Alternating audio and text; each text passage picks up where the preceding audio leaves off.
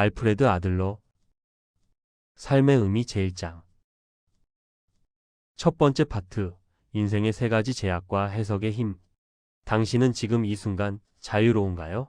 아마 많은 분들이 아니요라고 대답할 겁니다. 직장에 얽매여 있고 관계에 지쳐 있고 누군가의 기대에 짓눌려 있다고 느끼겠죠. 당신이 느끼는 부자유는 당신 스스로 선택한 것이다. 이건 위로가 아닙니다. 도발입니다. 아들러는 20세기 초 프로이트가 지배하던 심리학계의 정면으로 맞섰던 인물입니다. 프로이트가 과거의 트라우마가 당신을 만든다고 말할 때 아들러는 아니, 당신이 과거를 선택적으로 해석해서 지금의 당신을 만들고 있다고 반박했습니다.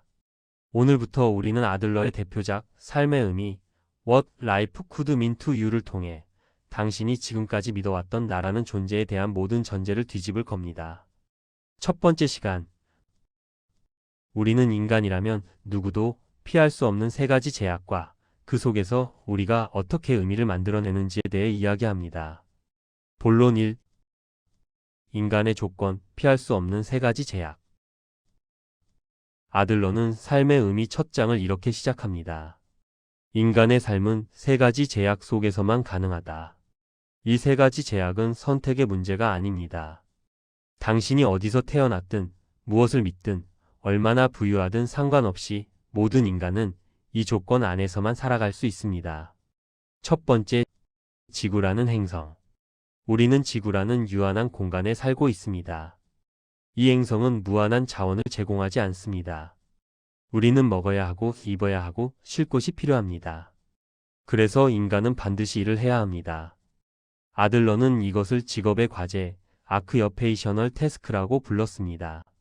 하지만 여기서 중요한 건 직업이 단순히 먹고 살기 위한 수단이 아니라는 점입니다. 아들러에게 직업은 인류 전체의 생존과 번영에 기여하는 행위입니다.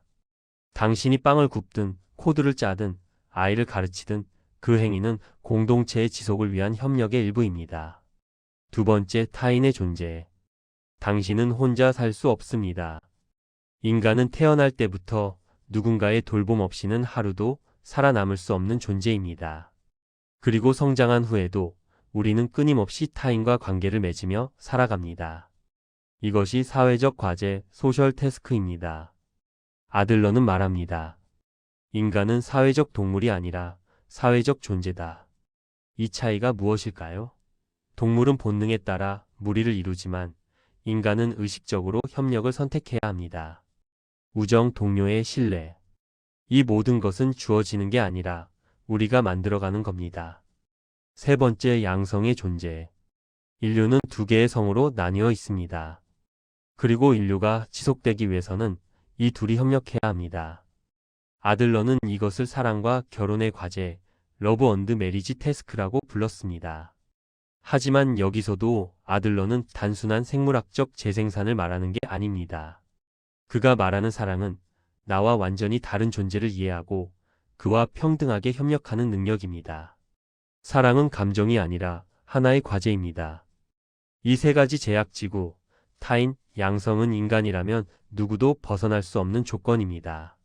그리고 아들러는 이렇게 결론 짓습니다. 모든 인간의 문제는 결국 이 세 가지 과제를 어떻게 해결하느냐의 문제다. 당신이 느끼는 불안, 우울, 분노, 외로움.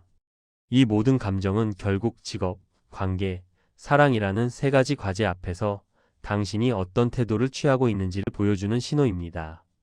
본론 2. 삶의 의미는 주어지지 않는다. 해석의 힘.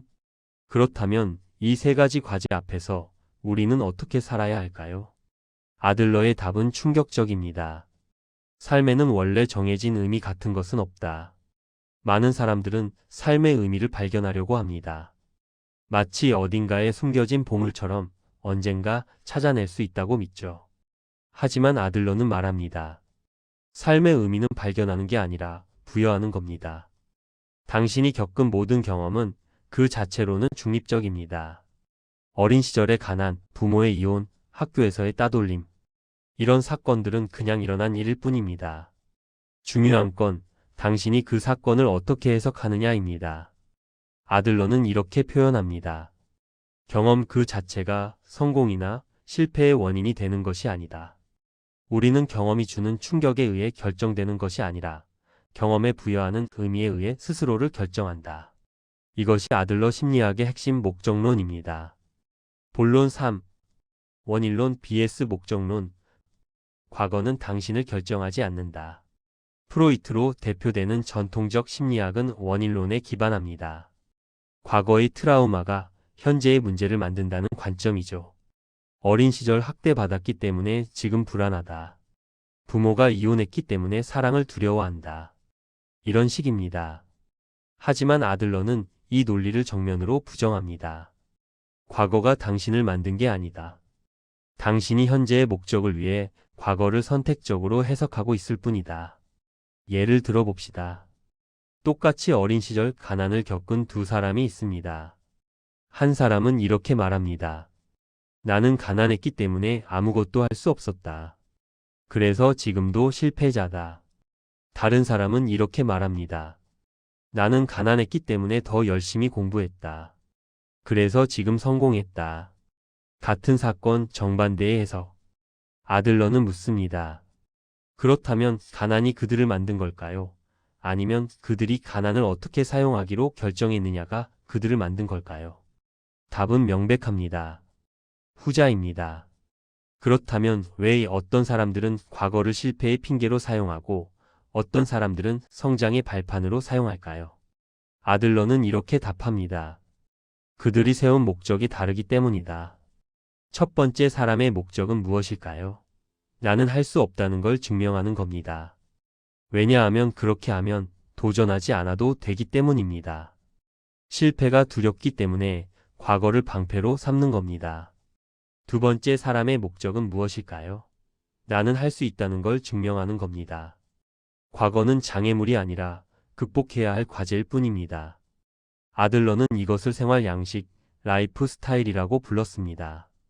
당신이 삶을 바라보는 근본적인 관점, 세계를 해석하는 방식, 그것이 바로 생활 양식입니다. 본론 4. 의미는 혼자 만들어지지 않는다. 공동체 감각의 씨앗.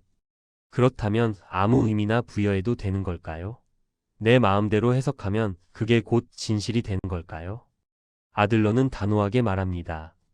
아니다. 여기서 아들러 심리학의 가장 중요한 개념이 등장합니다. 공동체 감각, 소셜 인트러스트. 아들러에 따르면 삶의 의미는 완전히 개인적일 수 없습니다. 진정으로 의미 있는 삶은 반드시 타인, 더 나아가 인류 전체와의 연결 속에서만 완성됩니다. 의미는 공동체 속에서만 의미가 된다. 당신이 아무리 자기 자신에게 나는 가치 있다고 말해도 그것이 타인과의 협력, 공동체에 대한 기여와 무관하다면 그것은 공허한 자기 위안일 뿐입니다. 아들러는 이것을 사적인 의미, 프라이빗 미닝이라고 부르며 모든 심리적 문제의 근원으로 지목합니다.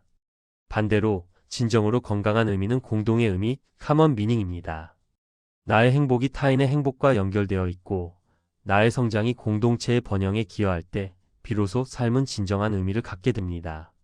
본론 5. 어린 시절의 해석, 생활 양식의 형성. 그렇다면 우리는 언제, 어떻게 이 생활 양식을 형성하게 될까요? 아들러는 말합니다.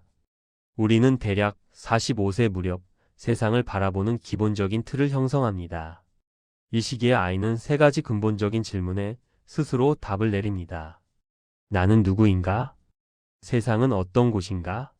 나는 어떻게 살아야 하는가? 이 답은 부모나 환경이 직접 가르쳐 주는 게 아닙니다. 아이가 자신의 경험을 해석하면서 스스로 결론을 내립니다.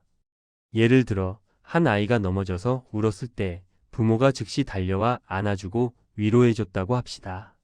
이 아이는 무엇을 배울까요? 나는 약하고 세상은 위험하지만 울면 누군가 나를 구해준다. 이것이 그 아이의 초기 생활 양식이 됩니다. 그리고 이 아이는 평생 동안 이 패턴을 반복할 가능성이 높습니다. 문제가 생기면 회피하고 누군가 대신 해결해 주기를 기대하는 겁니다. 반대로 같은 상황에서 부모가 아이를 일으켜 세우며 괜찮아, 다시 해보자라고 격려했다면 이 아이는 다른 결론을 내립니다. 나는 넘어질 수 있지만 다시 일어설 수 있다. 세상은 도전할 만한 곳이다. 같은 사건 전혀 다른 해석. 하지만 여기서 중요한 건 아들러는 부모를 탓하지 않는다는 겁니다. 부모의 양육 방식이 문제가 아니라 아이가 그 경험을 어떻게 해석했느냐가 문제입니다. 경험이 당신을 만든 게 아니다. 경험에 대한 당신의 해석이 당신을 만들었다. 그리고 여기서 희망이 나옵니다. 과거의 경험은 바꿀 수 없지만 그 경험에 대한 해석은 언제든 바꿀 수 있습니다. 당신의 생활 양식은 고정된 게 아닙니다. 당신이 원한다면 지금 이 순간부터 다시 쓸 수 있습니다. 본론 6 잘못된 해석의 시작 마이너스 열등감과 우월 추구.